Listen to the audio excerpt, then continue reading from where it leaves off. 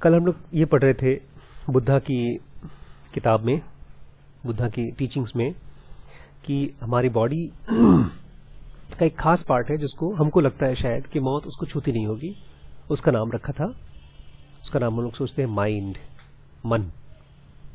और बड़ा इंटरेस्टिंग है बिकॉज ये जो हम वर्ड्स पढ़ रहे हैं ना कृष्णमूर्ति का, ये हमारे सहर जी का, सहर जी ने जो शब्द यूज किए हैं ज़ेन योगा में और जो वर्ड्स यूज किए हैं इस किताब में, वो दोनों सेम वर्ड्स हैं अलग अलग चीजों के लिए। इसलिए अगर आप अपनी समझदारी को यूज नहीं करेंगे तो कंफ्यूज हो जाएंगे। इसको बताने के पहले, आज को पढ़ाने के पहले एक बड़ी इंटरेस्टिंग बात आपसे मैं करना चाहता हूं शेयर। मुझे कल दो अलग अलग टाइप के लोगों का फोन आया। दोनों लोग ही हमारे वीडियोस को बहुत प्यार से, बहुत मन से देखते हैं, सुनते हैं। एक जन की उम्र थी करीब 55-60, रिटायर हो चुके हैं, और एक की उम्र मेरी 40 साल के बराबर थी। दोनों ने मुझे फोन इसलिए किया था कि मुझे बहुत खुशी है कि आप लोग वीडियो बनाते हैं, लेकिन दोनों के शेयरिंग में एक बहुत बड़ा डिफरेंस था। दोनों से मैंने यही सवाल पूछा, एक ही सवाल दोनों से पूछा कि मैंने कहा कि आप लोग हमारा वीडियो देखते हैं, कृष्णमूर्ति को आप लोग पढ़ते हैं और आजकल हम लोग सहर को पढ़ रहे हैं, तो आपको क्या महसूस होता है, कुछ अच्छा लगता है? तो जो बूढ़े थे वो 20-25 साल से पढ़ रहे हैं कृष्णमूर्ति को, बोलते हाँ सर, मुझे आपकी इस वीडियोस को देख करके जो कृष्णमूर्ति बोलते थे ना, अर्जेंसी, अक्सर कृष्णमूर्ति बोलते थे अगर एनलाइटन होना है, अपनी सफरिंग को खत्म करना है तो एक तरह की अर्जेंसी लानी पड़ेगी, क्योंकि बॉडी में और लाइफ में ना एक तरह की आलस आ जाती है, उसको खत्म करना पड़ेगा। तो वो अर्जेंसी हम लोगों को इन वीडियोस के थ्रू महसूस हो रहा है। मैंने कहा सर थैंक यू, बहुत ज्यादा बात नहीं हुई।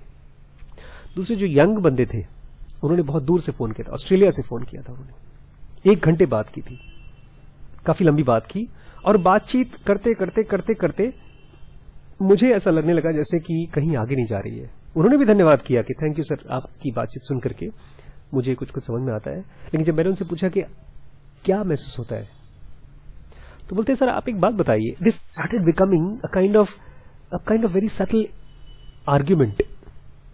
आर्ग्यूमेंट जानते हैं क्या होता है? मैं कुछ जानता हूं, मैं कुछ विश्वास करता हूं, आप कुछ बोल रहे हैं और हम दोनों का बात मैच नहीं करता, तो हम लोग एक दूसरे को अपनी बात जबरदस्ती समझाने की कोशिश करते हैं। बोलते जब मैंने सुना आप ब्रह्मलोक के बारे में बात कर रहे हैं, देवलोक के बारे में बात कर रहे हैं, रीइंकार्नेशन के बारे में बात कर रहे हैं, कृष्णमूर्ति तो बना कर रखे। कृष्णमूर्ति बोलते रीइंकार्नेशन होता नहीं है। मैंने कहा सर रीइंकार्नेशन होता है कि नहीं होता, इससे मतलब ही नहीं है। मतलब यह है कि जब इन बातों को आप सुनते हैं तो आप के अंदर में क्या फर्क पड़ता है? क्या अर्जेंसी आती है? क्या आपको चिंता होती है कि मेरी ये जिंदगी और अगली जिंदगी कैसे बदलेगी?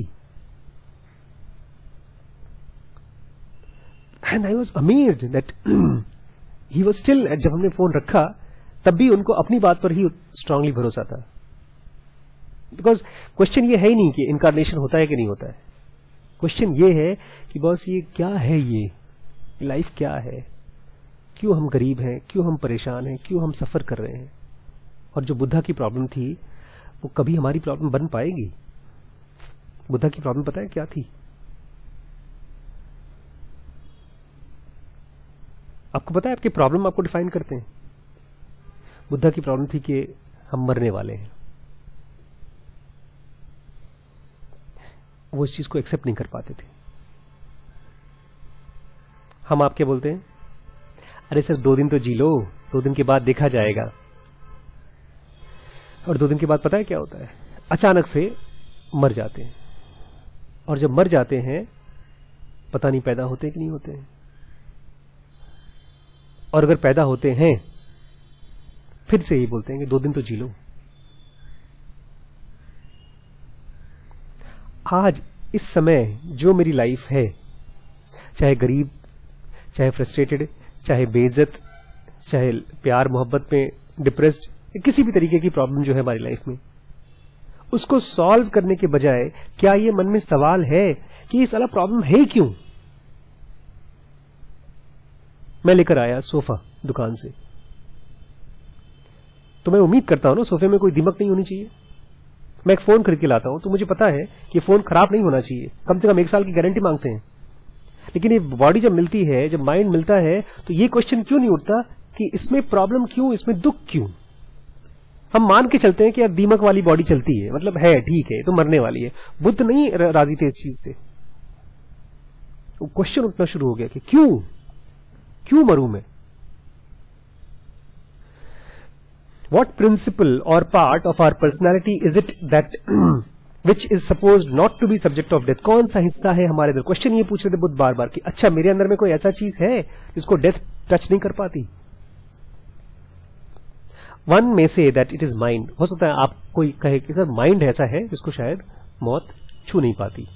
नहीं, अक्सर हम लोग यही बोलते हैं हमारे थॉट्स को कभी छू नहीं पाती। हम लोग ये भी कहते हैं कि यार जो पुराने लोग जो थॉट्स छोड़ के गए हैं, थॉट्स आज भी जिंदा हैं। वो लोग तो मर गए, उनके दिमाग में तो थॉट्स है नहीं। देखिए, but what is understood by this word mind का मतलब क्या है? Mind is synonymous with thoughts. Mind का मतलब है थॉट्स मतलब क्या होता है?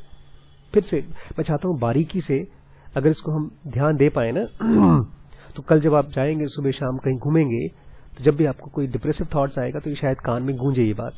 थॉट्स मतलब क्या? थॉट्स मतलब जो भी आप देखते हैं, जो सुनते हैं, जो सूंघते हैं, जो टेस्ट करते हैं, जो टच करते हैं, जो इमेजिन करते हैं। अकॉर्डिंग टू डिग्री, और जितना कोई चीज ज्यादा कोई चीज कम, it is resolve into feeling. जब आप कोई चीज देखते हैं, सुनते हैं, टच करते हैं, अचानक से आपको बचपन का दोस्त दिख जाता है जिसको आप बहुत दिनों से याद कर रहे थे, वो दिख गया और वो एक आपका स्ट्रांग फीलिंग हो गया। या आप बहुत ज्यादा जरूरत में थे, आपने किसी का पैसा चुरा लिया या किसी को छोटा मोटा धोखा दे दिया। अब वो धोखा आपके दिमाग में थॉट्स के फॉर्म में बैठा हुआ है, वो थॉट्स बन जाता है feeling.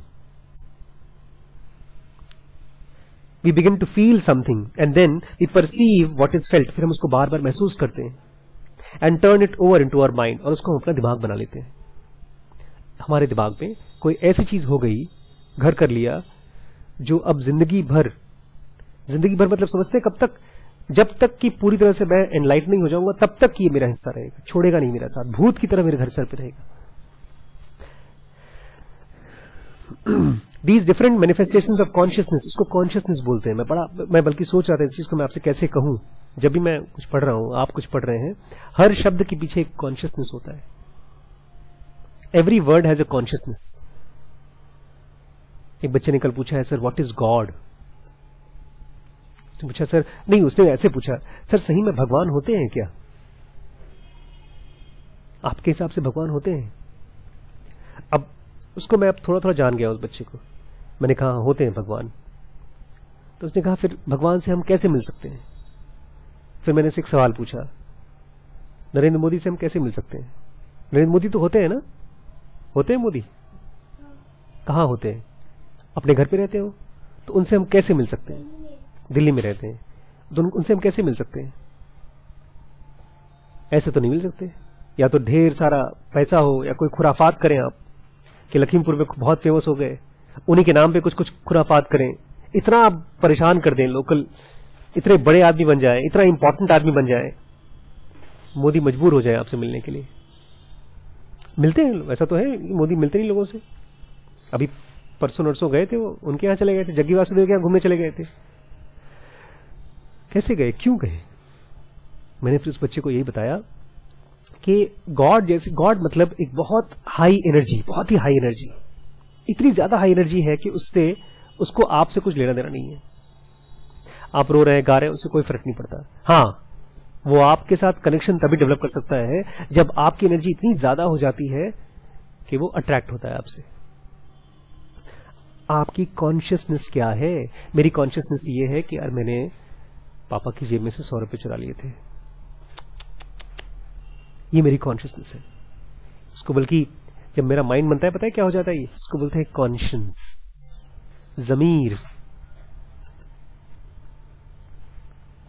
As an immaterial principle it is suppose not to be subject of death. अब चूंकि ये तो इमटेरियल है ना, ये शरीर जो हमारे थॉट्स हैं, ये जिंदा चीज तो नहीं है, तो शायद ये मौत से नहीं मरते होंगे। This could be the wishful thinking. ऐसा लोग सोचते होंगे, काश कि हमारा माइंड शायद वो चीज हो जो कभी मरता ना हो, ऐसा आप सोचते होंगे। But He's taking a very bold thing. He's saying the decisive question is whether it can be demonstrated in the form of syllogism as conclusive proof. क्या कोई प्रूफ है कि हमारा माइंड मरता नहीं है अगर हम एनालिसिस करें तो? We have a right to demand such conclusive evidence from the advocates of immortality of mind. जो लोग बोलते हैं कि माइंड कभी मरता नहीं, उनसे पूछिए कि ठीक है हमको प्रूव करके दिखाओ कि कभी नहीं मरता. क्या आपको पता है, is not everything mental is dependent on and indeed directly conditioned by our material body. जो हमारा बॉडी है उसी से तो हमारा माइंड बनता है. If we lose our eyes, आंखें चली जाएं तो हम साइट खत्म हो जाती है, कान चले जाएं तो आवाज खत्म हो जाती है. फिर क्या? It is therefore obvious that all feelings, all perceivings and all thinking and hence everything mental is dependent on and conditioned by material sense organs of our body including brain. जो भी हमारा माइंड है, आपको पता है मैं क्या बोल रहा था? ज़ेन योगा में क्या कहते हैं? ज़ेन योगा में बोलते हैं कि एक हमारा बॉडी है, एक हमारा माइंड है. जब आप एडवांस सेक्शन में पहुंच जाएंगे माइंड के, तो आपको कुछ नहीं होगा. यहां पर उल्टा बोल रहे हैं. बोल रहे हैं आपकी बॉडी के ऊपर ही आपका माइंड डिपेंड करता है. कंफ्यूजन हुआ कि नहीं? थोड़ा सा कंफ्यूज हुए कि नहीं?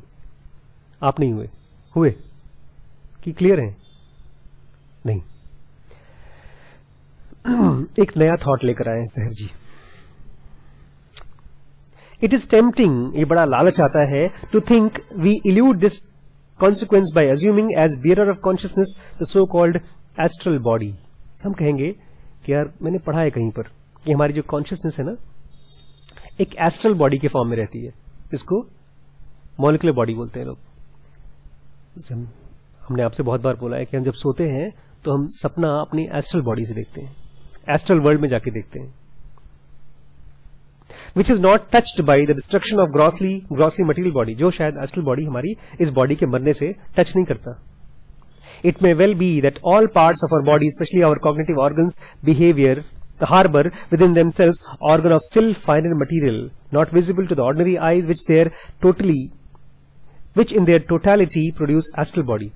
सोचते हैं लोग मानते हैं, ऐसा साधुस मानते हैं कि जैसे हमारा हाथ पैर होता है ऐसे ही उसमें भी ऑर्गन्स होते हैं, और जब ये डिस्ट्रॉय होता है तो उसको कुछ नहीं होता.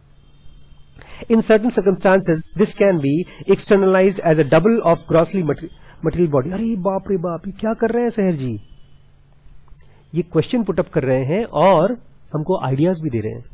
कह रहे हैं कभी कभी ऐसा भी होता है कि आपकी फिजिकल बॉडी का ही डबल डुप्लीकेट एक ग्रॉस एक सटल बॉडी के फॉर्म में बनता है. Buddha refers to it when he says, Buddha यही कह रहे हैं. जब बुद्ध ने सेंटेंस कहा है, ध्यान से सुनिएगा, बुद्ध का एक अपने मुंह से सेंटेंस कहा गया है पाली में, जिसको जॉर्ज ग्रिम ने और इन्होंने इंग्लिश में लिखा है.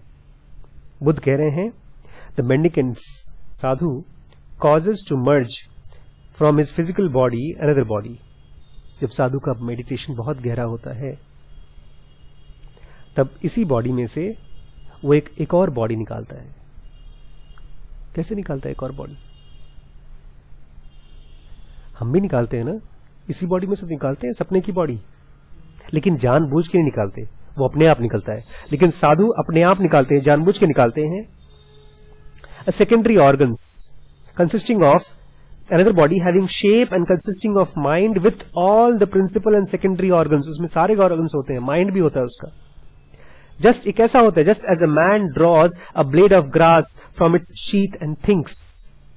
जैसे कि कोई आदमी नीचे से घास उठाए और घास की अलग अलग टुकड़ियां होती, एक को निकालिए तो अंदर दूसरा होता है. Life, sheath and blade of grass are two different things. एक ऊपर का जो मरा हुआ सूखा हुआ घास उसको निकाल दीजिए तो नीचे एक जिंदा घास होती है, हरी और ज्यादा हरी. तो कोई आदमी जब बाहर का निकालेगा तो सोचेगा ये तो मरी हुई है, ये जिंदा है. Yet I have drawn the blade of grass from the sheath. ऐसे ही मेंडिकेंट्स इस बाहर की बॉडी को के अंदर से एक और जिंदा बॉडी निकालता है. But because even this astral body consists, albeit the finest kind, it like all matter is transient. अभी तो हमको पता नहीं है कि एस्ट्रल बॉडी होती है कि नहीं, और अगर होती तो है, हम लोग सोते हैं देखते हैं होती है, लेकिन हमारे कंट्रोल में नहीं है. और फिर भी बुद्ध और आगे बढ़ के अपने एक्सपीरियंस से बता रहे हैं कि ये जो बॉडी निकली है ये भी ट्रांजिएंट है. The essence of matter consists in change and so the astral body too must perish. वो भी खत्म होती होगी astral body भी. Indeed, this is admitted by Paracelsus. ये चीज पैरासेलिसस ने कहा था. बड़ा कमाल का आदमी था पैरासेलिसस. 47 इयर्स की एज में मर गया था. डॉक्टर था, फिलोसोफर था, एस्ट्रोलॉजर था, एस्ट्रोनॉमर था. 1541, आज से करीब 500 साल पहले पैदा हुआ था. बहुत अच्छा फिलोसोफर था वो. यही बात उसने भी कही थी. It can be seen that the astral body is dependent on and share the fate of gross material body. और जो astral body है वो किस चीज पर डिपेंड करती है? फिजिकल बॉडी पर. और जैसे फिजिकल बॉडी मरती है ऐसे एस्ट्रल बॉडी भी मरती है. In any case, it behaves as if it were a mere radiation of the body. Astral body ऐसा लगता है जैसे बॉडी में से निकली हुई रेडिएशन है. रेडिएशन समझते हैं? जैसे इस ट्यूबलाइट में से निकलती हुई light. The astral organs of sense of thought and supposed to be primarily the barrier of function of mind and consciousness. Mind जैसे कि एक लाइट की तरह थॉट्स फेंकता है बाहर. But we have already seen that every serious injury to our material body of sense entails a complete loss of corresponding function. लेकिन हम जानते हैं अगर दिमाग को चोट लगा, ब्रेन को चोट लगा तो थॉट बनना बंद हो जाएगा. एक बेहोश आदमी कोमा में जो रहता है वो सोच नहीं पाता. That in a particular injury to the material brain involves the loss of consciousness of thinking and with it of every mental generally. सोच भी नहीं पाएगा, महसूस भी नहीं कर पाएगा. इसलिए the astral body must also be affected by such injuries. इसका मतलब यह है जब किसी को बहुत गहरी चोट लगती है तो उसकी astral body भी खत्म हो जाती है. पता है क्यों बोल रहे हैं ये? हम लोग इस कल्पना में न रहें कि अगर कोई बोल देता है कि यार हमारी एस्ट्रल बॉडी होती है, मर जाते हैं तो कुछ होता नहीं है, तुम भिखारी हो. तुम कितना भी कहो कि मेरे बाप के पास बहुत पैसा है, अगर वो तुमको 1 रुपए नहीं दे रहा है, तुम्हारे हाथ में 1 भी रुपए नहीं है. तुम्हारा पैसा है कि नहीं? एस्ट्रल बॉडी को क्या तुम कंट्रोल करना जानते हो? अगर कृष्णमूर्ति बोल भी देते हैं, बुद्ध बोल देते हैं, हाँ एस्ट्रल बॉडी है और उसके जरिए तुम यहां से वहां तक ट्रैवल कर सकते हो, लेकिन क्या तुम कर सकते हो? अगर तुम नहीं कर सकते हो, पता तुम्हारे साथ क्या होगा? सर में चोट लगी, ट्यूबरक्लोसिस हुआ, मेनिंजाइटिस हुआ. एक छोटा सा कीड़ा है, उसको बोलते हैं न्यूरोसिस्टिस सार्कोसिस. छोटा सा कीड़ा है, खाने में आता है, ब्रेन से ब्रेन में चला जाता है. दौरे पड़ते हैं बच्चों को. 1.5-2 साल तक दवाई चलती रहती है. दवाइयों से बच्चे की और मेंटल थॉट प्रोसेस और कमजोर हो जाती है. क्या? कौन सी एस्ट्रल बॉडी? किसकी बात कर रहे हो तुम? खाली बोलने की बातें हैं, बोलकर अपने खुश हो गए. In short, it too dies with the body. Astral body भी मरती है बॉडी के साथ. Just as electricity disappears when the metal wire through which it flows, जैसे बिजली में से बिजली टूटी, तार टूटा तो बिजली गई, ऐसे ही. बल्कि एक और नया तरीका समझाया है इसी चीज को. Perhaps it even better when the galvanic element which generate it is destroyed. Galvanic element जानते हैं क्या होता है? गैल्वेनाइजिंग एलिमेंट क्या होता है? हाँ. क्या बताइए, फिर से बताइए. उसके ऊपर एक लेयर चढ़ा देते हैं. अभी यही समझ लीजिए, गैल्वेनाइजिंग मतलब उसके बाहर कोई लेयर चढ़ाया गया है. अगर लेयर हटा तो वो भी गया. It is as the Buddha states, with the dissolution of the body all sensation are extinguished. अगर बॉडी गई तो सारे सेंसेशन गए. कुछ कल्पना में मत रहिए कि आप बड़े बहादुर बचे रहते हैं. सेल्फ. लास्ट पैराग्राफ आज का.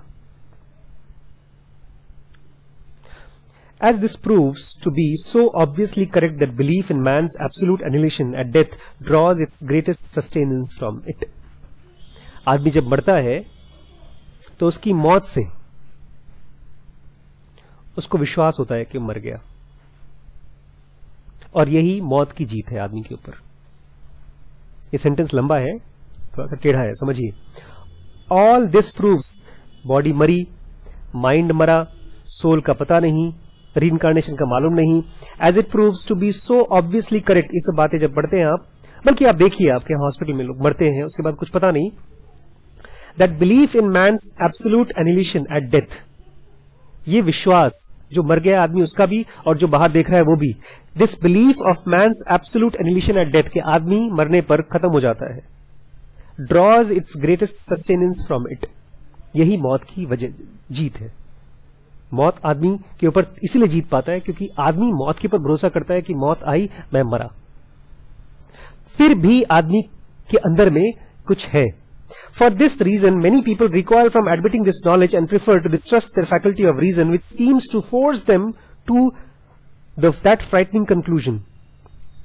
आदमी के अंदर में फिर दिमाग फिर भी कहता है यार मैं मरना नहीं चाहता, मैं नहीं मरने वाला चीज हूं, शायद कोई चीज। एक शोर है, पता है, जैसे आप रोड पर जाइए, कोई आदमी बहुत बहुत सुरीली आवाज में कुछ गा रहा है, बहुत ही अच्छी आवाज में, उसकी आवाज ऐसी है कि वो कान में पड़ते ही आप शायद खो जाए, लेकिन उस आवाज के साथ 10 आवाजें और आ रही हैं। कार की आवाज आ रही है, बच्चे की चिल्लाने की आवाज आ रही है, प्रेशर कुकर की सीटी की आवाज आ रही है, तो उस सारी आवाजों में वो आवाज खो जाती है, लेकिन फिर भी वो आवाज है, हमारे अंदर से वो आवाज आती है, क्या पता मैं मरने वाला चीज नहीं हूं। Yet even this undoubtedly correct conclusion of fundamental desire for deathlessness, हमारे अंदर में एक फंडामेंटल डिजायर है डेथलेसनेस का, उसको हम नहीं सुनते, है वो। The direct path to the other knowledge is how our primary urge for desirelessness comes into its own.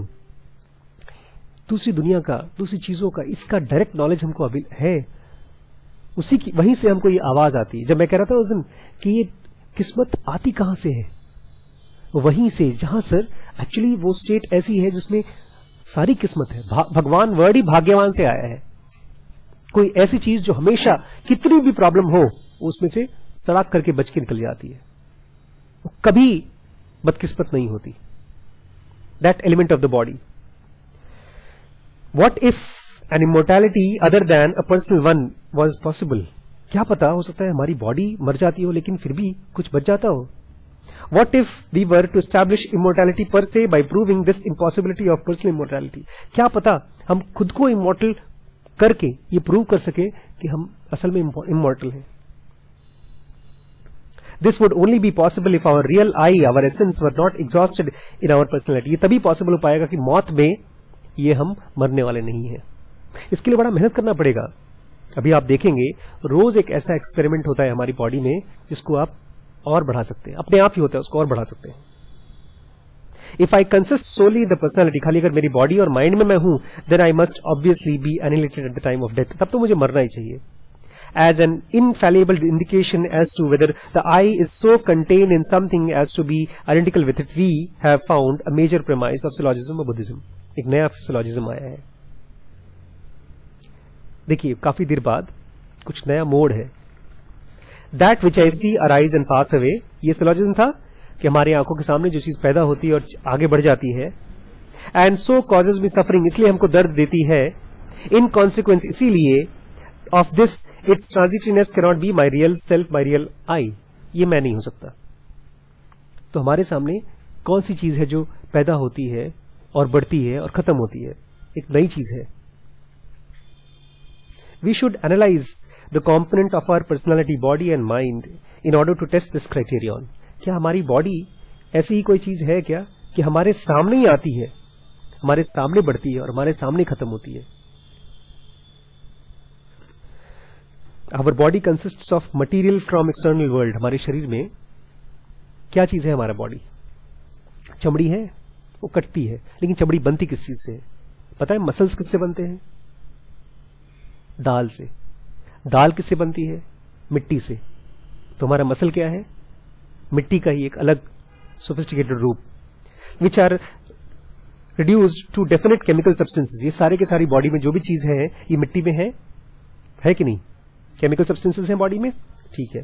This reduction और एसिमुलेशन प्रोसीड्स इन सच अ वे, ये इकट्ठा होना हमारी बॉडी में, और ये इस तरह से चलता है constantly eliminating and fresh one introduce, रोज आता है पुराना जाता है, आता है जाता है, with result that every after certain time, कुछ समय के बाद, से अबाउट 7 years, 7 साल में, no cell in our body is the same. एक बात बताइए, आपके शरीर पे नया शर्ट आता है तो नया फील करते हैं, लेकिन जब नया सेल आता है तो नया फील क्यों नहीं करते? 7 साल में हमारी पूरी बॉडी बदल जाती है, साइंटिफिकली प्रूवन है ये। 120 दिन में आपके आरबीसी खत्म हो जाते हैं, पुराने नए आ जाती है। All parts of it have been by then been replaced, आपका पूरा का पूरा रिप्लेसमेंट हो जाता है, पुराना अनिल गया, नया आ गया 7 साल के अंदर में। If for example I am now 70, अगर मैं 70 साल का हूं, I have already changed my body 10 times, 10 बार मैंने अपनी बॉडी बदल दी है। मैं 40 साल का हूं तो कितनी बार? ऑलमोस्ट 6 बार। शुक शुक शुक। इसलिए 10 एज अ यूथ, अगर मैं यंग हूं, I had body different from one I had as child, बच्चे की तरह जो बॉडी थी, आज मेरी यूथ की वो बॉडी नहीं है। Again as a man the body is different from that of youth, और अगर मैं एडल्ट हो गया हूं तो यूथ यंग एज की बॉडी मेरी नहीं है। And finally as a man of mature age I have the body different from that of young man, और जो थोड़ा सा मेच्योर आदमी, यंग आदमी से बॉडी अलग है। बट लेकिन द आई और my self was and remained the same.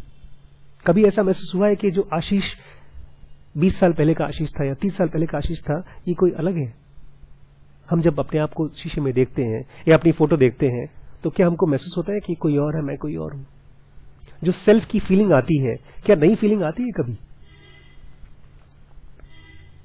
Only this body is become different.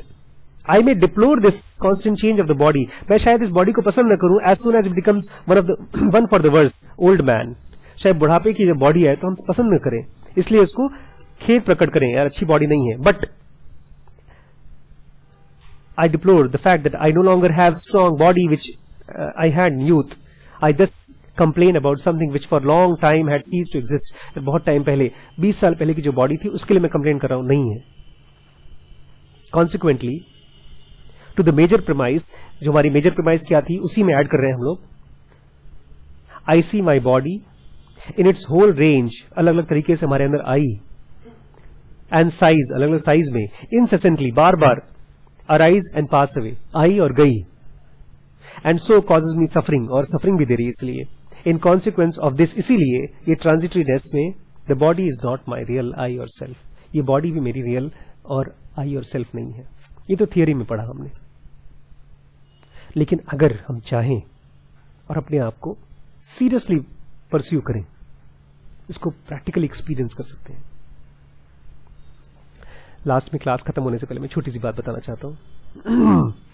एक बच्चे की पहली नौकरी लगी, एकदम ऑफिस गया, फर्स्ट डे ज्वाइनिंग की। ऑफिस में आप लोग भी कभी ज्वाइन करेंगे तो आपके लिए बड़ा हेल्प करेगा, कोई वेलकम करने वाला नहीं उसको। अच्छा, रिसेप्शन में जब वो पहुंचा उसको पूछा, आईडी कहाँ है तुम्हारे पास, कोई ज्वाइनिंग लेटर है? ज्वाइनिंग लेटर मिलाने था उसको, वापस भेज दिया गया। फिर एक हफ्ते बाद उसको ज्वाइनिंग लेटर आया, फिर वो पहुंचा, लेटर दिखाया उसने, अंदर ऑफिस की बिल्डिंग में घुस गया। बिल्डिंग में कोई उसको पहचानता नहीं, किसी छोटे से ग्रुप के साथ उसको बिठा दिया, जाओ वहां पर बैठे रहो, जो भी कर सकते हो करो। आधे घंटे बाद खाली हो गया, कुछ काम ही नहीं उसके पास। उसने मुझे फोन किया परेशान होकर, अरे सर मैं क्या करूं, ये क्या है, ये लोग कैसे करते रहते हैं, ऑफिस में नौकरी दी और नौकरी के लिए काम नहीं बताते। मैंने कहा कल से तो बेटर है ना, आज कल तो गेट से ही बाहर भगा दिया था। गेट पर पूछा था ज्वाइनिंग लेटर है, उन्होंने कहा नहीं, तो बोलते जाओ मेल आएगा तब आना। आज तो गेट के अंदर घुस गए हो, बिल्डिंग में घुस गए हो। बोलते फिर लास्ट बात क्या हुई थी? बोलता है कि सर उसने कहा था घर जाओ, दोबारा मेल आएगा। तो फिर आधे घंटे बाद उसका मेल आ गया। बोला सर मेल आ गया सर। मेल में क्या लिखा है? उसमें लिखा है कि इस टाइम पर तुम्हें ज्वाइन करना है फिर से। मैंने कहा 2 महीने का टाइम रखना, 2 महीने तक कोई तुमको पहचानेगा नहीं। ये घर नहीं है कि आइए बेटा, या स्कूल नहीं है, ये क्लास तुम्हारी वहां है, वो चेयर तुम्हारी है, उस बैठ जाओ, ये तुम्हारा होमवर्क की कॉपी है, क्लास वर्क की कॉपी है, होमवर्क है, ये करना है, ये करना। हर कोई बताता था, ये कोई बताता नहीं है।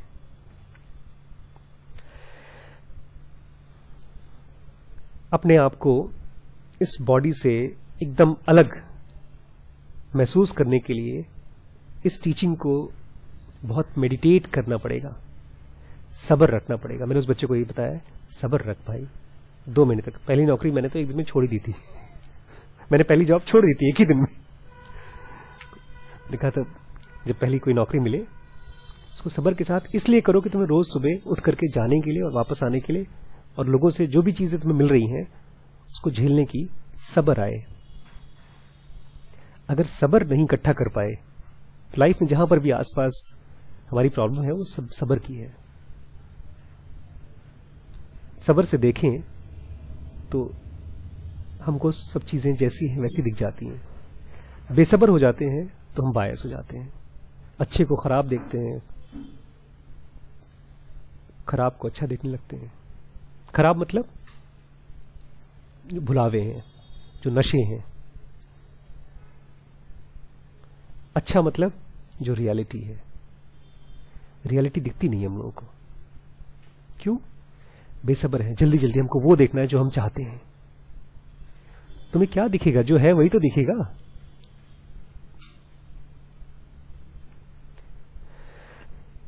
फिजिकली बॉडी 7 बार अलग हो जाती है। क्या इस चीज को हम देख सकते हैं कि हमारी बॉडी हमसे अलग है? क्या ये पॉसिबल है?